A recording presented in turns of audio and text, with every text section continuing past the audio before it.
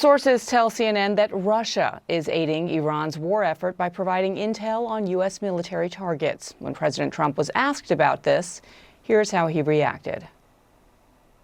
It sounds like the Russians are helping Iran target and attack Americans now. That's an easy problem compared to what we're doing here. I mean, but can I be honest? It's just, I have a lot of respect for you. You've always been very nice to me. What a stupid question that is to be asking at this time. We're talking about something else.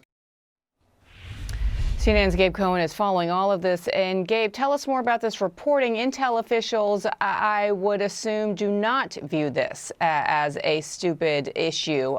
It is one that has a lot in the community concerned, especially given the fact, and we don't know that there's a direct parallel and connection, but we have just lost 6 U.S. service members in this war days ago.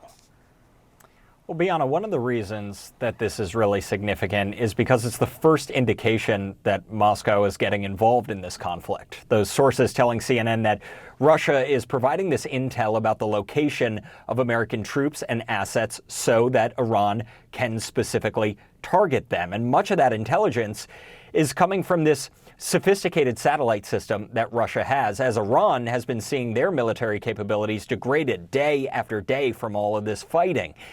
It is important to note that it's unclear at this point if that intel has actually been used in any specific attacks. And we don't know, though, if Russia's involvement could be expanding when it comes to this conflict, especially after this phone call Friday between Iran's president and Russian President Vladimir Putin, who agreed that they're going to keep communicating as this conflict unfolds. The White House, for their part, they are really downplaying this story, as you mentioned. Here's what Defense Secretary Pete Hegseth told CBS News about the reporting. So we know what's going on, and the president has an incredible knack at knowing how to mitigate those risks. And so the American people can rest assured their commander-in-chief is well aware of who's talking to who, and anything that shouldn't be happening, whether it's in public or back-channeled, is being confronted and confronted strongly. The American people can therefore expect conversations with the Russians to stop this? Well, President Trump, as people have seen, has a unique relationship with a lot of world leaders where he can get things done that other presidents, certainly Joe Biden, never could have. And through direct conversations or indirect, through him one-to-one or through his cabinet, messages definitely can be delivered. Does this put U.S. personnel in any more danger than they otherwise would be? Well, the Russian involvement. No one's putting us in danger.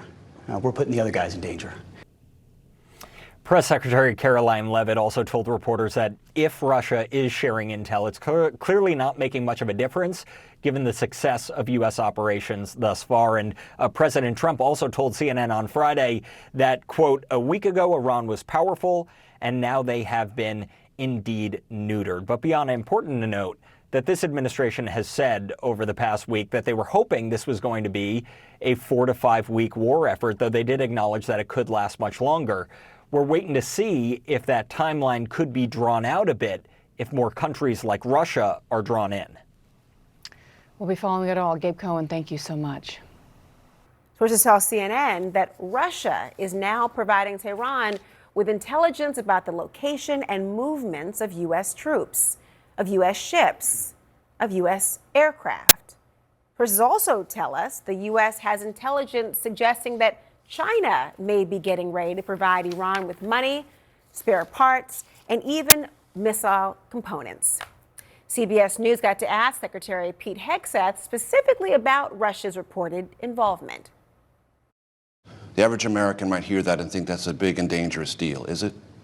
Well, we're tracking everything. Our commanders are aware of everything. We have the best intelligence in the world. We're aware of who's talking to who, why they're talking to him, how accurate that information might be, how we factor that into our battle plans, our CENTCOM commander. So we know what's going on, and the president has an incredible knack at knowing how to mitigate those risks. Does this put U.S. personnel in any more danger than they otherwise would be? Well, the Russian involvement. No one's putting us in danger. We're putting the other guys in danger. That's our job. So we're not concerned about that. As for the president, well, he was at a college sports roundtable today when Fox News asked him about Russia's role. This was his answer. What a stupid question that is to be asking at this time. we're talking about something else. Can we keep this maybe a little bit? Go ahead, please. Why talk about a war? For the first time, indicating Russian involvement in this war with Iran. Multiple sources familiar with the intelligence say that Russia is now giving Iran intelligence on U.S. military targets, including the locations and movements of U.S. troops, ships, and aircraft. One person said much of that intelligence consists of Russian satellite imagery. They have better capabilities than Iran does. CNN has asked the Kremlin and the Russian embassy for comment. The state news agency TASS reports that President Putin spoke with his Iranian counterpart on Friday, and during that call, they, quote, agreed to continue contacts. Joining me now, retired U.S. Army Colonel Peter Mansour, now chair of military history at Ohio State University. Peter, good to have you on. Great to be on, Jim. So this is Russia giving Iran, arguably, the most sensitive intelligence when it comes to America's interests, in that it affects the location of U.S. forces in the region and therefore impacts their safety. Tell us the significance of that, of Russia taking that step to become involved in this war. Well, my first thought is, but of course they are.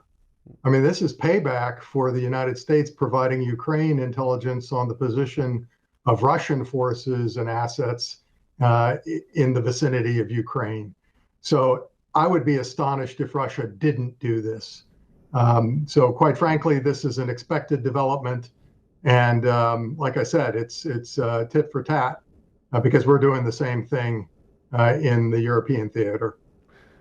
Well, to see the White House response to this, one might imagine a president or a White House press secretary at least taking issue with that support. But when Carolyn Leavitt was asked about it, she said it doesn't matter. Her reasoning being that the U.S. is doing so well, it doesn't matter that Russia is providing such intelligence. But we did see that U.S. forces were at least vulnerable. You had that Iranian drone strike that killed 6 U.S. service members. I mean, should the U.S. President, should the U.S. Defense Secretary more definitively call out Russia for this kind of help? Sure. I mean, absolutely, you should demarche Russia, give them a diplomatic protest, and make public your concern about their involvement in the war. But like I said, it would be hard, it would be hypocritical of us to say that Russia, I'm sorry, you can't support your allies when we're doing the same thing with Ukraine. In terms of what advantage it gives Iran, it gives them targeting information, and that could be useful if they have the assets necessary to strike those targets. It's going to be hard to parse out whether any particular strike was made possible by Russian intelligence, but we can probably assume that they were.